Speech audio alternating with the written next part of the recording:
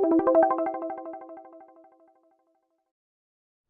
Maturi, thank you so much for meeting with us. You had a presentation here about a prospective randomized subject mass evaluation of intravitreal sirolimus versus anti-VEGF for chronic neovascular AMD.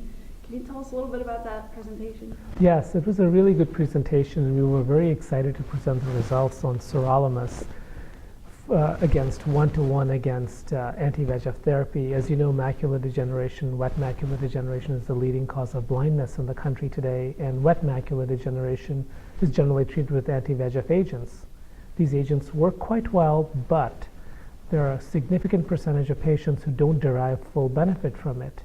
For example, in the CAT trial, about 40% of subjects continue to have edema and exudation despite monthly treatment for a year or 2 years. It was these patients who we were specifically targeting. We thought if we used a drug such as sirolimus, which is an mTOR inhibitor, which inhibits multiple mechanisms for neovascularization, we might potentially achieve a better result than just an anti-VEGF alone. So we took subjects who had previously been treated by multiple anti-VEGF agents, on average had about 40 previous injections, that had very chronic disease but still had severe exudation. And we wanted to see in these 40 subjects, if they were randomized to get either sirolimus alone or an anti-VEGF agent alone, if they would do better. And our primary data was at 6 months, and we showed that at 6 months that there was a statistically significant difference in the amount of central subfield thickness in the sirolimus treated group compared to the anti-VEGF treated group. So it achieved its primary purpose. And we wanted to see additionally if there was a decrease in the amount of subretinal fluid that would happen, because subretinal fluid is another sign that there's chronicity of disease that's not fully responsive.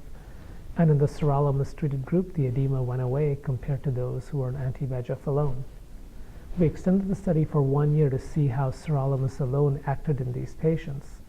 And in the patients that we were able to do the extension on, sirolimus was generally safe.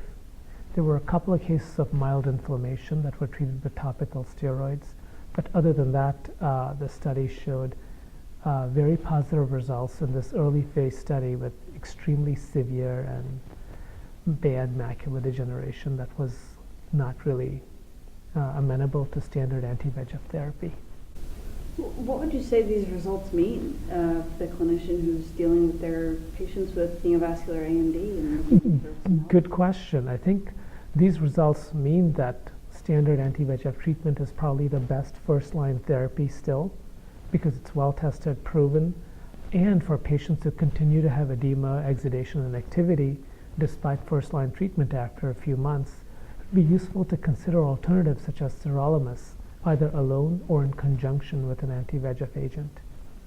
what would you say to ophthalmologists who are maybe just considering getting involved with something other than anti-VEGF? What would you say to them? I think as soon as sirolimus is available, which hopefully will be available by the end of the year, we can think of sirolimus as an adjunct to anti-VEGF agents to very difficult to treat disease.